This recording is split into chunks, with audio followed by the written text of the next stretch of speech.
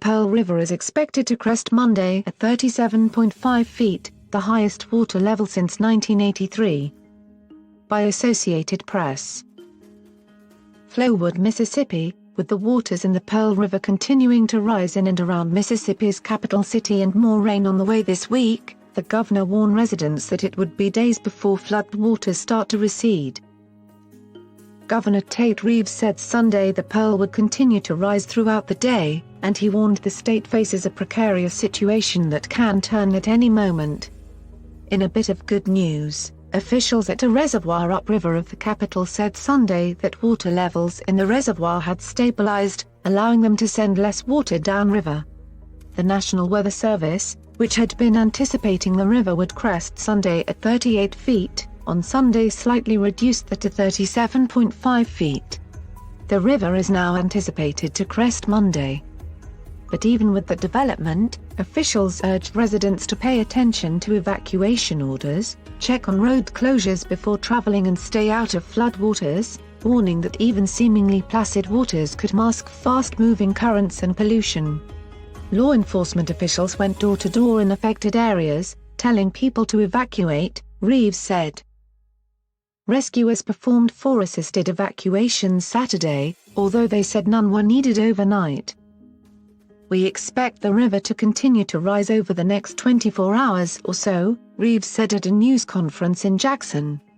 We are not out of the woods yet. Jackson Mayor Chuck Lumumba said power had been shut off to 504 residences as a safety precaution. He said some city homes had been flooded but officials do not yet know how many. About 30 people are at a shelter that has been set up in Jackson, he said. Nearly 2,400 structures across the 3 counties closest to the river and the reservoir, Hinds, Rankin and Madison counties, could be impacted, meaning they either get water inside or are surrounded by water, said Mallory White, of the Mississippi Emergency Management Agency.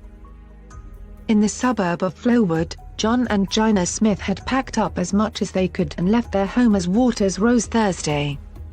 On Sunday, their neighbor Dale Frazier took them back to their house in a rowboat, where they checked on the damage, then got in their own canoe and rowed away. We've been able to stay in here when the water gets up, John Smith said. But as you've watched it over the years, you know when to get out. It's time to get out this time. 1.5 feet of water was inside his house, Smith said. He had already been in touch with a contractor and insurance agent about rebuilding. Both he and his wife said they loved their home, where they can sit on their back porch and watch deer and other wildlife. It's going to take a while for us to rebuild, but we are safe, and we're all okay, Gina Smith said. On Frazier's lot next door, the water was at the bottom of the driveway but had not crept inside the 1-story house where he's lived for 23 years. The water is very close to my house. It could flood. It could not flood. It depends on the crest right now, he said. Down the street, a Presbyterian church and several businesses were flooded. While the focus now is on the Jackson area, the heavy rains and flooding has affected a much larger swathe of the state. State emergency management officials said Sunday that they had received preliminary damage reports from 11 counties connected with the severe weather that hit the state starting on February 10. The Pearl's highest recorded crest was 43.2 feet on April 17, 1979. The second highest level occurred May 5, 1983, when the river rose to 39.58 feet.